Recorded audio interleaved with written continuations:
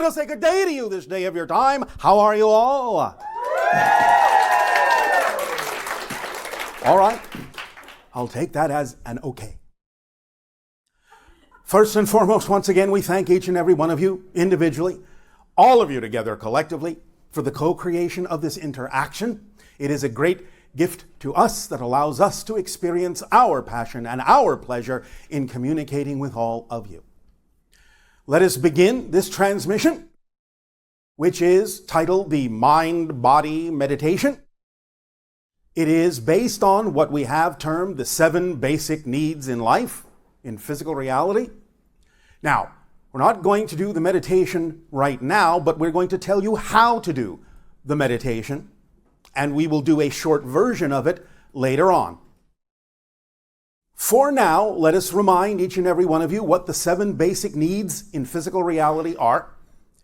They are generally ordered by the amount of time it would take you to die if you didn't have it. The quicker ones being first.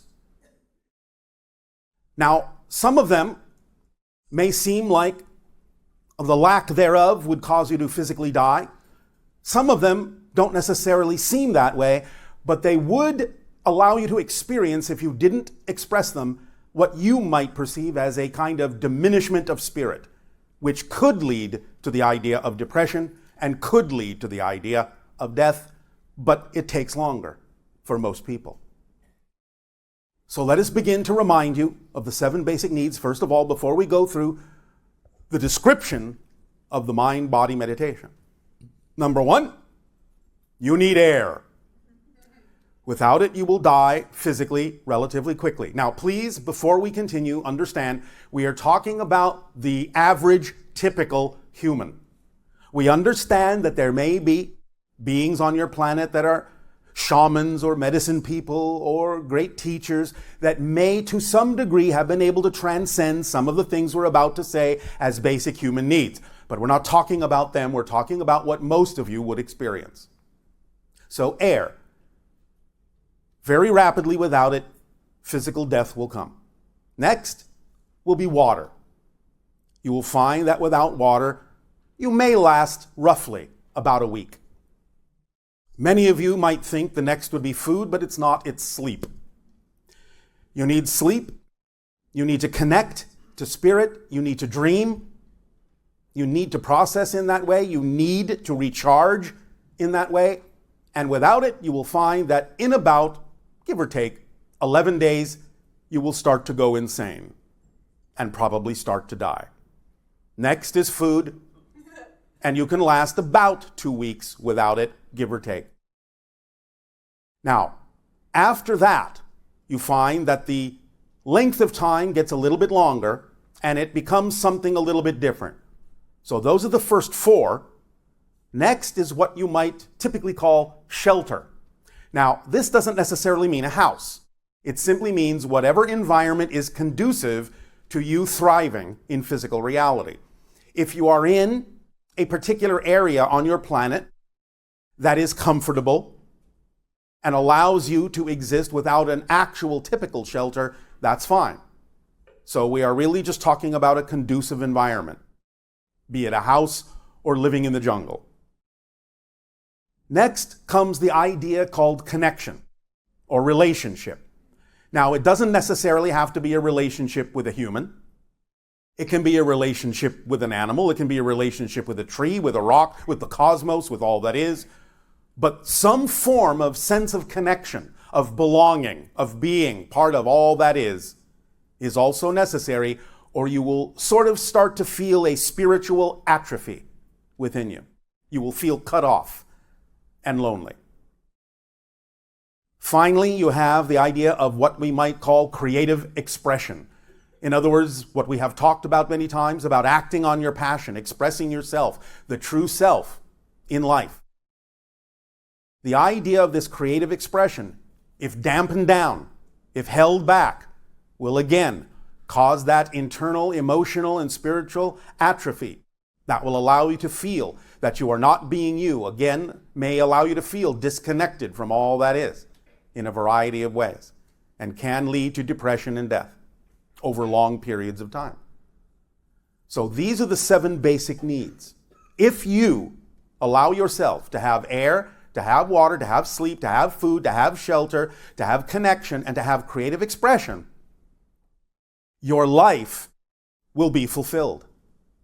Anything that you need will come to you that will fulfill you on these basic needs. There are different extrapolations of these needs, different, shall we say, sub-levels of these needs, expressed in a number of different ways, but these are the overall 7 basic categories. And if you can allow yourself to let your needs be fulfilled, then you can live a life of joy. Now, let me remind you that needs are not always the same thing as what you want. Sometimes what you want can coincide with what you need, but sometimes, and on your planet, sometimes not at all, it usually doesn't. Sometimes wants can simply be something from the negative ego that it may think it needs, which may have nothing at all to do with what you actually need to be fulfilled in life. So pay attention to the fact that sometimes what you want may have nothing at all to do with what you actually need to be a fulfilled person in your reality. Just a reminder. So now that we have stated the idea of the 7 basic needs in life that can allow you to feel fulfilled and live a life of creative joy, being who you are, who you truly prefer to be, the mind-body meditation that is based on these 7 needs will allow you to really link your mind, your body, your spirit, your higher mind, allow them to harmonize more strongly, and allow your life to accelerate, to be able to be open to letting these needs be fulfilled along the path of least resistance in your life. So, let us now describe this meditation. Do this when you wish. It is and can be a powerful permission slip to allow you to accelerate your energy and balance your energy in life. So, first and foremost, as we said, air. Each of these segments of the meditation will take 5 minutes. Not today, not right now, but when you wish, in a comfortable place, on your own schedule, on your own timing. So, air. When you decide to do this meditation, if you do, start with air, and for 5 minutes, just allow yourself to breathe. Gently in, gently out, and really start to appreciate the idea of how the air comes into your lungs, how it fills you up, how it energizes you. And then when you let it out, that feeling of release, that feeling of letting go of that which has nothing to do with who you truly are. In and out, the ebb and flow of life, force, and energy. Let it oxygenate you, allowing you to handle more energy, higher frequency energies. For 5 minutes, just feel the beauty of being able to breathe, the refreshment of the air that revitalizes and refreshes you. Just allow yourself to experience that for 5 of your minutes. If you need to set timers for this when you're meditating, that's fine. If you don't feel like you need it, that's fine. It doesn't have to be precise. You can shift from one moment, one basic need to the next when you feel that it's correct. Remember, like any permission slip that we may suggest, it's up to your own imagination, your own sense of your own body consciousness, your own sense of timing to decide when to flow from one thing to another. Let your imagination and your higher mind guide you in this. It doesn't have to be absolutely precise. All we're simply saying is that 5 minutes will suffice for each segment to give you the full effect of this particular mind-body meditation permission slip. So after you have allowed yourself to feel the beauty of the revitalization, of the oxygenation of the air that you breathe, then go to water. Now, if you actually wish in the meditation to take a sip of cool, refreshing water first, that's fine too. Again, let your imagination be your guide.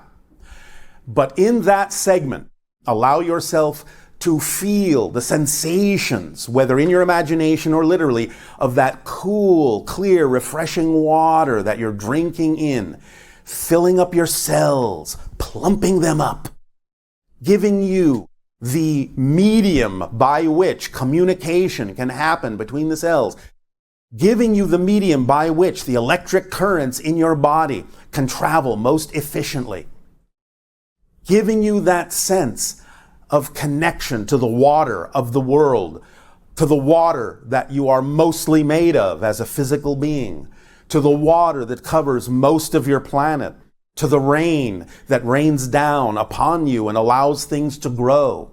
Feel all the aspects of the idea of that flow of water through you that again revitalizes and refreshes you and opens you up to deeper connections in the world through water. Allow yourself to go through that sensation and appreciate and be grateful for the idea of that sensation of the cool, refreshing sensation of water in your body, the slaking of your thirst, the hydration of your form, and anything else that comes into your imagination that will allow you to more fully appreciate and be grateful for the idea of that wonderful, life-sustaining water. And then you shift to the idea of sleep. Now, if you fall asleep in the meditation, that's fine. But allow yourself to focus more on the idea of the purpose of it.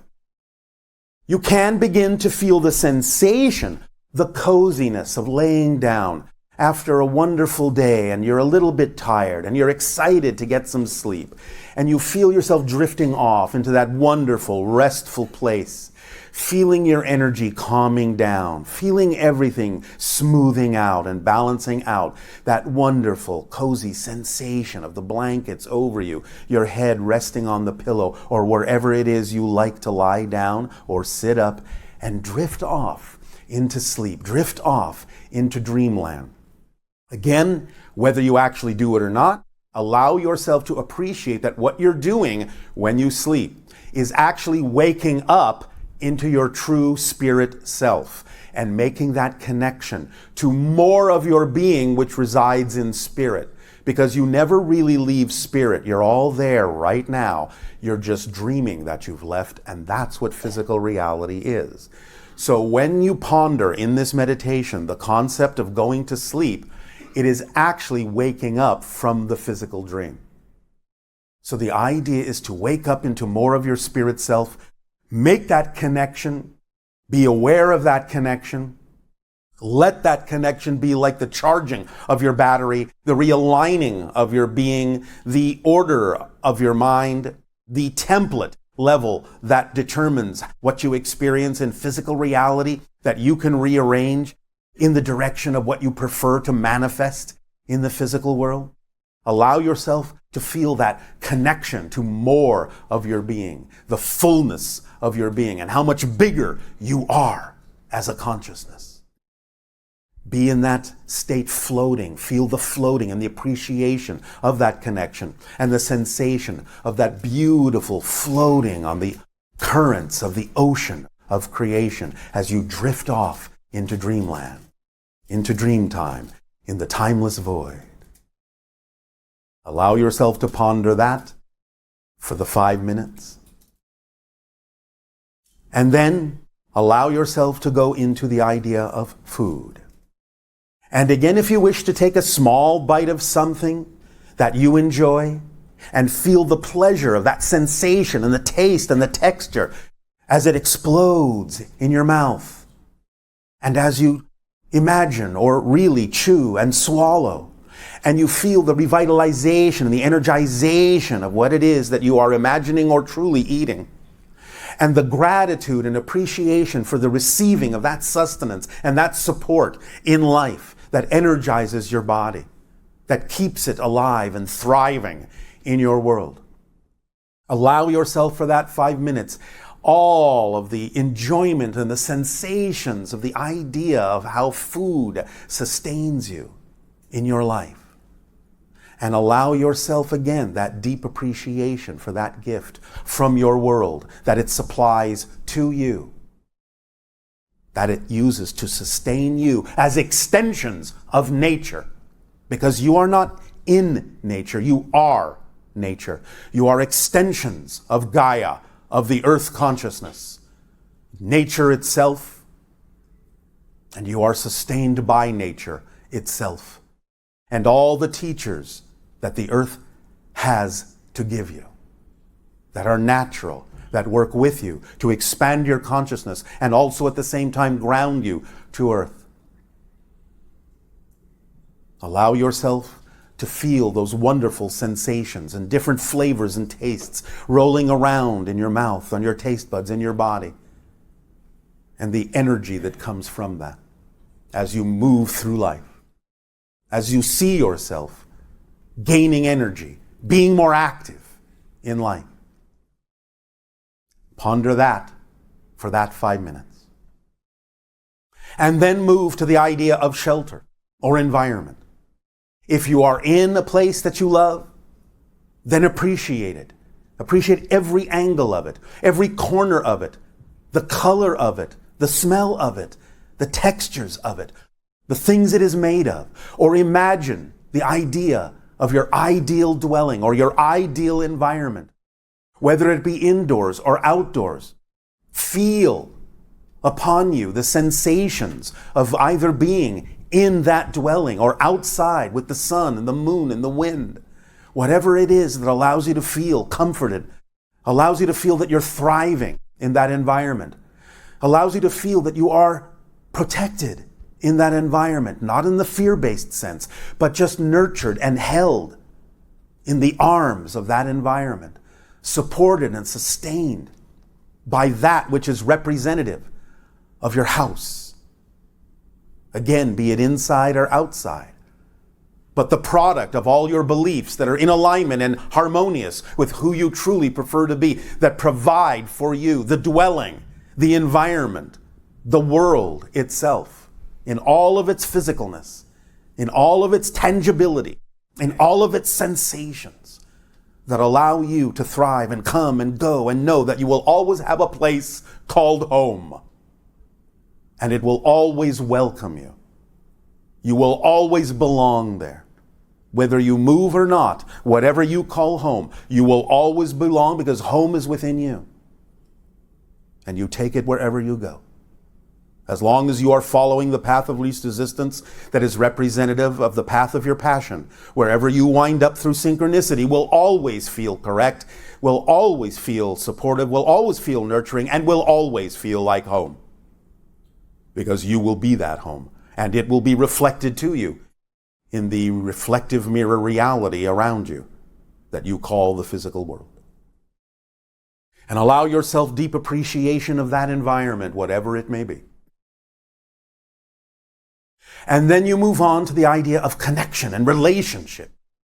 Be it the people in your life, friends, family, lovers, matters not. Be it again an animal, a tree, a rock, the ocean, the stars, the cosmos, all that is. It doesn't matter. It only matters that you know you are connected and that you allow yourself to feel that sensation of belonging, of being, and knowing that you are worthy or you would not exist, because creation doesn't make mistakes. So if you exist, then you are needed. There is connection. There never is not connection. Sometimes we know you can feel disconnected. But just remind yourself, as we discussed in the transmission called The Power of Paradox, that you cannot have a feeling or an experience of disconnection unless you're connected. Because you are drawing from all that is as an aspect, as a reflection, as a facet of the multidimensional crystal of creation, of all that is. You are drawing upon that connection to create whatever sensation, even sensations that make you feel like you are disconnected, that you have no relationship, that you are alone, cut off. You're still creating that with your connection. So that sensation of being connected, being a part of something, community, or even a blade of grass will allow you to know that you are indestructible at your core, that you cannot cease to exist because you belong to all that is, and that you are worthy and deserving of being your true self. And that you can appreciate the reflections that you get from all the relationships that you may attract in your life. Again, be it people or otherwise. Everything is a mirror in some way, shape, or form. It may not always show you a one-to-one reflection, but it is there for a reason. And the fundamental purpose of relationship is for everyone and everything in that relationship to reflect to everything else in the relationship what you need to know to become more of who you truly are, so that you can see yourself in those relationships. See something you need to know about yourself in those relationships, even as you are willing to support the others in those relationships to know what they need to know about themselves to become more of who they truly are. So have deep gratitude and deep appreciation for the relationships of all kinds in your life, no matter what they may be, no matter how they may come into your reality. Appreciate them and see deeply into them, the reflections they are there to show you, so that you may learn and you may grow and remember who you truly are. And then allow yourself to shift into creative expression. And it is this, the seventh segment, the seventh need of truly expressing your passion, that is the trigger for the formula that we have given all of you of acting on your passion to the best you can, with no insistence or assumption on the outcome, and remaining in a positive state no matter what happens. Because even if something happens you don't prefer, you have to know it's there for a reason. And if you stay in a positive state, you will get the benefit of why it's there. So the idea is that the seventh segment of creative expression, allowing yourself to actually take the actions that you prefer to take on your passion, will actually bring you all the other 6 basic needs through synchronicity, through the tools in the kit of passion. So don't hold back. Appreciate yourself. Appreciate your gifts. Give what you have to give. And remember, you can't just think about it. You can't just meditate on it. You can't just imagine the idea of creative expression. Physical action is the language of physical reality. If you don't actually take action on it, you're not grounding it in the reality, you're not speaking the language, and it's not reflected in your world. But remember, if you do have a gift to give, that is your first clue that there must be someone in your world waiting to receive it, or you would not be excited about giving it, because there would be no purpose and no point to it. If you have something to give, there is always someone waiting to receive it. Don't hold back from them. Don't deprive them of what you have to give that is a true reflection of your passion. Appreciate yourself enough to be yourself instead of attempting to be someone you're not. So spend that last 5 minutes, or whatever timing feels correct to you, to have true, deep appreciation for your ability to act on your passion, to be passionate about life, to be passionate about being passionate, to let that energy flow through you, to let yourself channel it and be that conduit, that valve through which beauty comes, through which grace comes, and be a living example of living your dreams. Because you never know who might see you and who might feel that you are in that state of beauty and grace, and you may never know that they saw you, but you may light up their life and change their life just by being a living example of being yourself as fully as you can. You never know. And remember, it's not about creating more impact, because just by being who you are and just by being where you are, you already have all the impact you will ever have. The idea of creating impact in the world is not creating more impact than you have, it's revealing the impact you already have just by being yourself. So allow yourself to bloom, to blossom, to flower, and allow yourself to become one of the many blossoms in the beautiful garden that exists and can exist on the version of earth you prefer to live upon. That will make all the difference in the world. Does that make sense? Yes. All right. Again, permission slips like this and any other are simply techniques and tools that allow you, if they align with your belief system, to give yourself permission to be more of who you are. That's why they're called permission slips. But the idea is that if your imagination decides in some way, shape, or form to add a little of this and add a little of that, change a little of this and change a little of that, whatever feels correct to you is correct. So let your imagination be your guide. You can start this meditation in exactly the way we described it, but over time realize it may shift, it may change. And ultimately, the whole point, as we have said, of any permission slip is to realize that you are the primary permission slip in your life because you're the one making the changes anyway. The permission slip isn't doing it for you. It's simply aligning with your belief system in a manner that allows you to circumvent your belief system in the way that you prefer to because you say the tool makes it easier. But that's just a decision and a choice that you've made. Ultimately, you will realize you can just make that choice anytime you wish. And therefore, the idea of the mind-body meditation based on the 7 basic needs will become automatic, entrained within you. You will just know it as first nature, and you will shift as you prefer to, and you will know who you are. So, we thank you for allowing us to deliver this description of the meditation to you. And in return for the gift you have given us in allowing us to experience all of you, I ask you now, how may we continue to be of service? You may begin with your questions and dialogues if you wish.